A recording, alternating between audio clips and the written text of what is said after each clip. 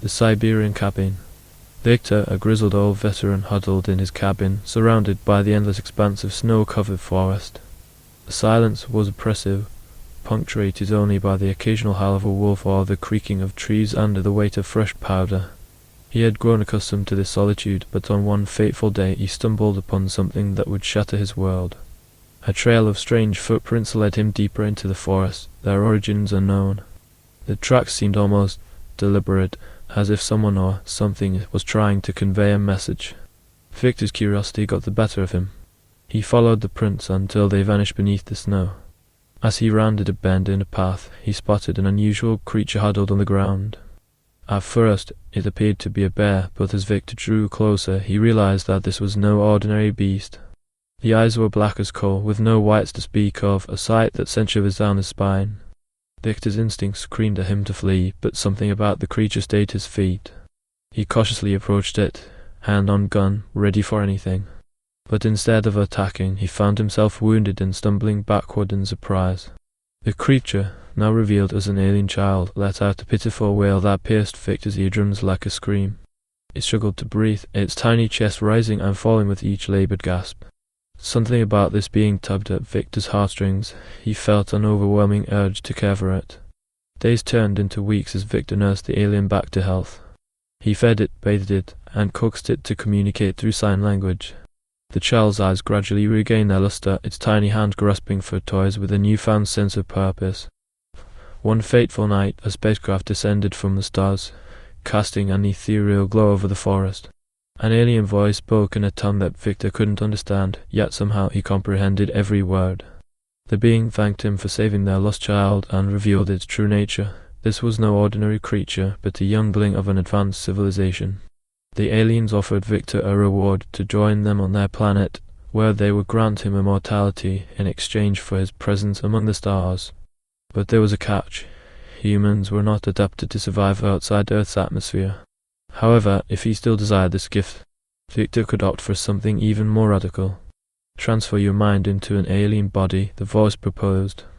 Your consciousness will be reborn within a new vessel. Victor pondered this offer long into the night, weighing his desire to explore the cosmos against the risks of such a drastic procedure. Finally, he made up his mind. He would trade his mortal coil for a chance at immortality among the stars. As the spacecraft prepared to depart, Victor felt an unfamiliar sensation, as if his very essence was being transferred into this alien child's body. The last thing he remembered was the feeling of weightlessness, followed by the eerie realization that something fundamental had shifted within him. Weeks passed before a military chopper descended upon the cabin, its rotors whirring to life in the stillness of the forest. The alien, now an inhabitant of the veteran's form, watched with growing unease as soldiers disembarked and approached the cabin, the place it now considered home. One soldier's eyes widened in horror as he took in what they thought was Victor. He still looked like the old veteran they knew, but its eyes were black and without whites, his skin pale with a shade of blue. The old veteran seemed to have tried to communicate, but all that emerged were gestures alone, incomprehensible to the humans who had once knew the veteran well. The soldiers exchanged uneasy glances, unsure what to make of the situation. They too were scared as this senile creature huddled in their midst. It was no longer Victor that inhabited that body, but the soldiers did not know this. They have assumed that months of isolation in the cold Siberian forest finally broke the once unbreakable war veteran.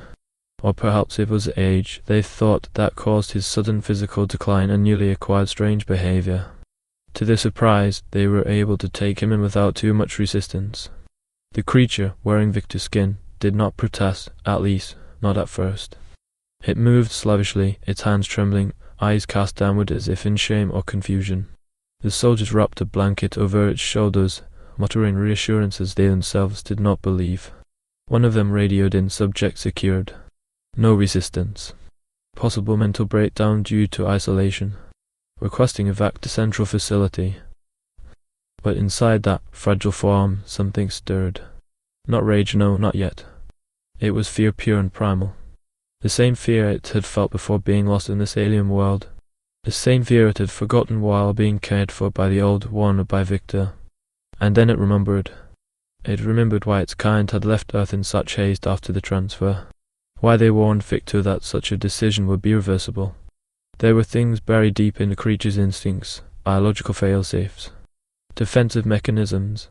As the soldiers lifted it onto the chopper, a low hum began to pulse from the creature's chest. One of the soldiers looked down. "Hey, what's that noise?" The hum turned into a low whine. Then the scream came, not a wail of pain, but a psychic pulse. Invisible. Violent. A wave of pressure that collapsed eardrums and bent steel. The helicopter never took off. In a matter of seconds, it was over. Smoke curled into the darkening sky. The cavern burned, silent and accusing, amid shattered branches and scorched snow. Weeks later, in the nearby villages, whispers began to spread. A group of soldiers had gone missing in the forest. Locals swore they heard strange noises at night, low humming like an old engine buried beneath the ground. Others claimed to have seen something with pale blue skin and black eyes walking upright through the trees. The younger ones called it a ghost. The older ones shook their heads and spoke of the frost spirit, a being born of grief and cold and man's mistakes. They said it was once human, once good, but it had been changed by something not of this world. They say it watches even now. You may not see it, but if you feel the forest go silent, truly silent, if the snow beneath your feet feels warmer than it should, if your thoughts start to wander places they shouldn't, then it's already too late. You've stepped into Victor's woods, and he, or it, still remembers. Victor's tale is one of wonder and sacrifice, but also of irreversible change. He opened his door and his heart to something that did not belong to this world. Though the aliens came in peace, their presence brought unintended consequences. In the end, Victor was not destroyed by war, but by curiosity. The very trait that defined his humanity also stripped it from him. What began as compassion became a surrender of the self.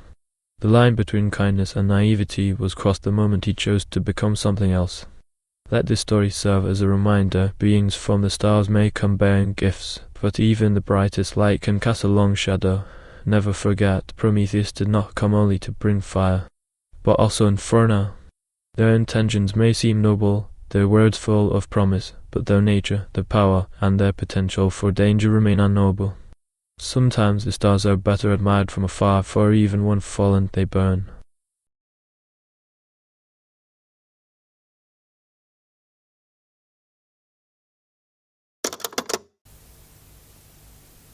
Subject retrieval was attempted at 2:37 local time. The location was found undisturbed. Cabin intact. No signs of entry or exit. Civilian file has been reclassified.